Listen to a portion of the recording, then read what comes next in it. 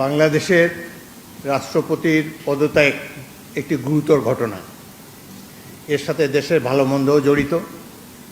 রাষ্ট্রপতি একজন মানুষ, তিনি অসুস্থ হতেই পারেন এবং তিনি রোগেরও নাম প্রকাশ করেছেন, লিখিতভাবে জানিয়েছেন তিনি কি রোগে ভুগছেন এবং মাঝে মাঝে তিনি অচেতন হয়ে পড়েন। এর জন্য ডাক্তারের সার্টিফিকেটের কোনো প্রয়োজন নাই, যিনি যেখানে নিজেই এটি দাবি করেছেন। এ ব্যাপারে আমার কোনো মন্তব্য নাই। একটি গুরুতর সলেম অকেশন, দেশের রাষ্ট্রপতি পদত্যাগ করেছেন। আসসালামু আলাইকুম। গণপ্রজাতন্ত্রী বাংলাদেশের সংবিধানের 50 অনুচ্ছেদের দফা 3 অনুযায়ী মহামান্য রাষ্ট্রপতি জনাব মোহাম্মদ শাহাবুদ্দিন তার স্বাক্ষরযুক্ত পদত্যাগপত্র আজ 24শে জুলাই 2026 9 শ্রাবণ 1433 তারিখে রোজ শুক্রবার অপরাহ্ন 5:01 আমার নিকট পদত্যাগপত্র দাখিল করেছেন। ফলশ্রুতিতে সংবিধানের 54 অনুচ্ছেদ অনুযায়ী আমি রাষ্ট্রপতির দায়িত্ব গ্রহণ করেছি।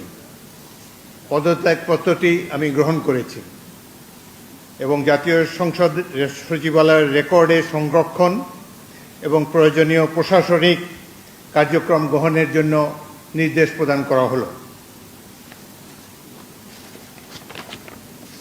কেন তিনি পদত্যাগ করেছেন এটি নিশ্চয়ই জানার কৌতূহল আপনাদের মধ্যে রয়েছে। তিনি লিখিতভাবে জানিয়েছেন যে তিনি গুরুতর অসুস্থ, হৃদরোগ, উচ্চ রক্তচাপ, ডায়াবেটিস ও কিডনি জটিলতায় তিনি ভুগছেন। তার হৃদযন্ত্রে বাইপাস সার্জারি হয়েছে। ইদানিং স্বাস্থ্য পরীক্ষার অটোনমিক নিউরোপ্যাথি নামে রোগ শনাক্ত হয়েছে। এই রোগের কারণে তিনি মাঝে মাঝে অচেতন হয়ে পড়েন।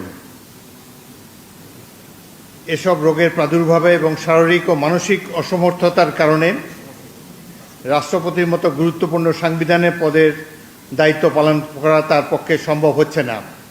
তার দীর্ঘমেয়াদী চিকিৎসার প্রয়োজন। এই কারণেই তিনি স্বাস্থ্যগত কারণে পদত্যাগ করেছেন এবং বাংলাদেশ জাতীয় সংসদের স্পিকার হিসাবে এই পদত্যাগপত্র আমি গ্রহণ করেছি। সংবিধানে ইতিমধ্যে আপনারা জানেন, যেদিন আমি স্পিকার হিসাবে শপথ নিয়েছি সেই দিনই ভারপ্রাপ্ত রাষ্ট্রপতি হিসাবেও শপথ নিয়েছি যদি প্রয়োজন হয়। একইভাবে আমাদের ডেপুটি স্পিকার সাহেব, তিনিও যখন ডেপুটি স্পিকার হিসেবে শপথ নেন, শপথের অংশে বর্ণিত থাকে যখন বলা হবে কোনো কারণে যখন স্পিকারের চেয়ার শূন্য থাকবে তখন ডেপুটি স্পিকারের পদের দায়িত্ব পালন করবেন। সুতরাং আজকে বাংলাদেশের নানা ধরনের কথাবার্তা আমি দুপুরে এসেই শুনছি। দেখা গেল যে এটি প্রকৃত, তিনি শারীরিক অসমর্থের কারণে পদত্যাগ করেছেন। আমি তার মঙ্গল এবং সুস্বাস্থ্য কামনা করি এবং আমার মনে হয় তিনি মাফিয়া সরকারের আমলে নির্বাচিত হলেও বর্তমানে জনগণের ভোটে যে সরকার নির্বাচিত হয়েছে তার প্রতি তিনি সমর্থন এবং শ্রদ্ধা প্রকাশ করেছেন সবসময়। আমি তার মঙ্গল কামনা করি। আপনাদের সবাইকে ধন্যবাদ।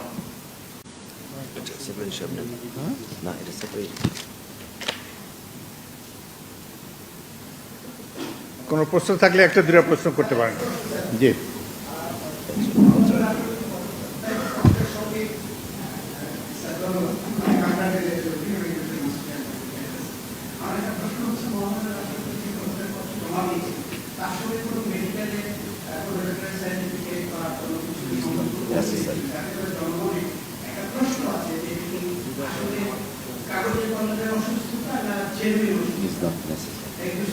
আচ্ছা শোনেন, বাংলাদেশের রাষ্ট্রপতির পদত্যাগ একটি গুরুতর ঘটনা। এর সাথে দেশের ভালো মন্দও জড়িত। রাষ্ট্রপতি একজন মানুষ, তিনি অসুস্থ হতেই পারেন এবং তিনি রোগেরও নাম প্রকাশ করেছেন, লিখিতভাবে জানিয়েছেন তিনি কি রোগে ভুগছেন এবং মাঝে মাঝে তিনি অচেতন হয়ে পড়েন। এর জন্য ডাক্তারের সার্টিফিকেটের কোনো প্রয়োজন নাই, যিনি যেখানে নিজেই এটি দাবি করেছেন। সুতরাং আমরা আশা করি এই পদত্যাগের ফলে সকল ধোঁয়াশা পরিষ্কার হলো, কোনো ধরনের বিশৃঙ্খলা বা কোনো ধরনের বিরূপ মনোভাব কিংবা কনফিউশন যাতে এইসব ব্যাপারে না ঘটে। রাষ্ট্রপতি পদত্যাগ, এর আগেও রাষ্ট্রপতিরা পদত্যাগ করেছেন বিভিন্ন কারণে। রাষ্ট্রপতি দেশের একজন সম্মানিত মাননীয় রাষ্ট্রপতি, তিনি পদত্যাগ করতেই পারেন এবং এই চেয়ার তো কখনো শূন্য থাকে না। এবং আমি জাতীয় সংসদের স্পিকার হিসাবে এই পদত্যাগপত্র গ্রহণ করেছি, এটি হলো বাস্তবতা। আশা করি সকল ধরনের কনফিউশন এখন থেকে দূর হয়ে যাবে। আপনাদের সবাইকে অসংখ্য ধন্যবাদ। এই ধরনের প্রশ্ন করবেন না ভাই, কোনো কনফিউশন ক্রিয়েট করবেন না। দেখেন, এক minute please listen to me. আপনারা একটু প্লিজ, আপনারা আমাকে স্পিকার হিসাবেও দেখেছেন, এর আগেও 40 বছর ধরে রাজনীতি করছি, আমি সরাসরি কথা বলতে অভ্যস্ত। সুতরাং কনস্ট্রাকটিভ কথা বলা ভালো। আমি তো প্রশংসাই করলাম তার। তিনি রিজাইন করেছেন স্বাস্থ্যগত কারণে, কি রোগের কথা তিনি বলেছেন, কিভাবে তিনি আমাদের কাছে দিয়ে সেটাই জেনেছি। এরপরে এটার মধ্যে তো আর অন্য কোনো কিছু নেই। যে বলেন, একজন মহিলা বলেন, পরিচয়টা কি? আপনার পরিচয় দিয়ে বলেন। জি,